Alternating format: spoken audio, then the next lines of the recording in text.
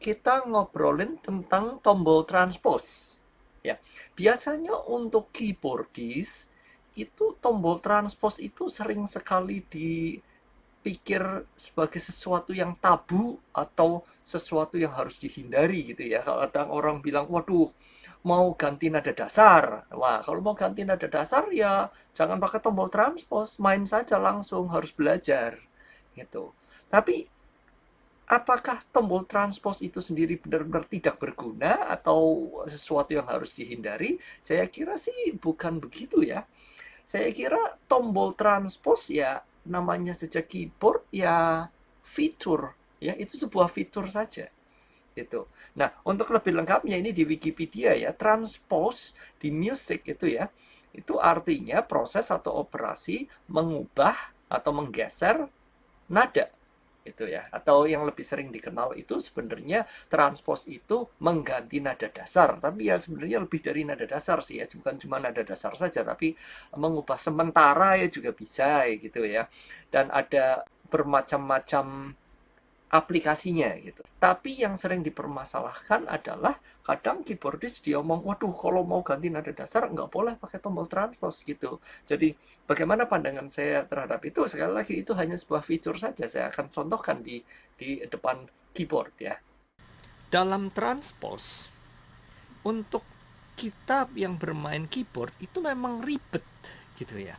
Contoh, saya mau main transpose satu lagu, saya ganti di beberapa nada gitu ya. Memang ribet ya.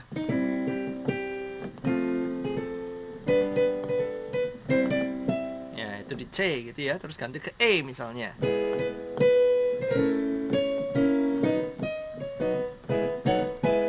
Tuh, ganti lagi ke mana? F sharp.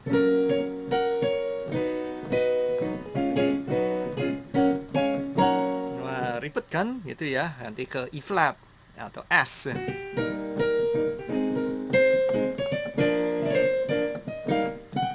Gitu. Jadi memang pergantiannya banyak, ribet gitu ya dalam dalam bermain piano.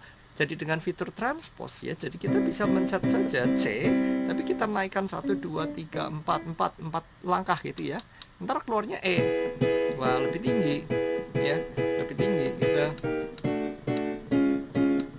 Gitu ya. Jadi transpose kan menggeser nada yang harusnya tombol C ya harusnya keluarnya nada C, tapi bisa aja keluar nada yang berbeda gitu ya. Nah, kalau menurut saya, kalau kita sedang belajar, jelas jangan belajar pakai tombol transpose. Kita seharusnya belajar pakai apa adanya, mengganti apa adanya gitu.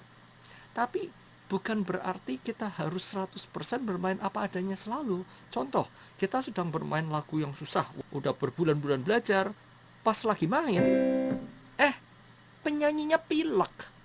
Lah, penyanyinya pilek, dia nggak bisa main di C lagi, mintanya mainnya di B. Wah, lagunya saja sudah susah, apalagi buru-buru ganti ke B, kan lebih susah gitu ya. Nah, disitulah gunanya transpose ya, dalam artian itu bukan lagi masalah berlatih, namun dalam hal kali ini itu sudah lebih cenderung masalah menyelesaikan pekerjaan, yaitu kita harus bermain gitu. Jadi pada akhirnya orang kan nggak mendengarkan kita pakai transpose apa enggak, tapi kan orang mendengarkan keseluruhan performance kita atau performa kita gitu ya. Saya kira sih ya tombol transpose itu saya pandang itu sebagai tools atau alat, butuh apa enggak gitu ya. Nah, ada juga beberapa teknik bermain piano, misalnya apa ya, seperti blues gini, di mana sering menggunakan jari yang sama, untuk di slide gitu ya, slide turun gitu ya.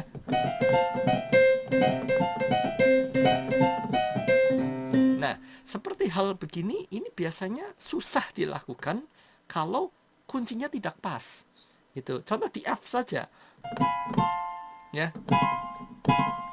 ya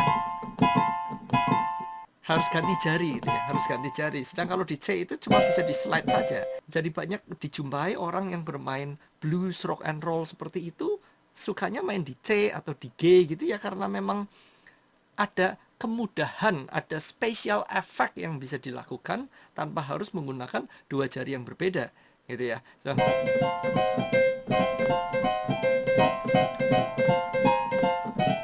nah, hal seperti ini memang susah dilakukan kalau di kunci lain, apalagi kalau penyanyinya minta ganti kunci gitu ya. Jadi saya kira di sini ya gunanya transpose bisa dipakai.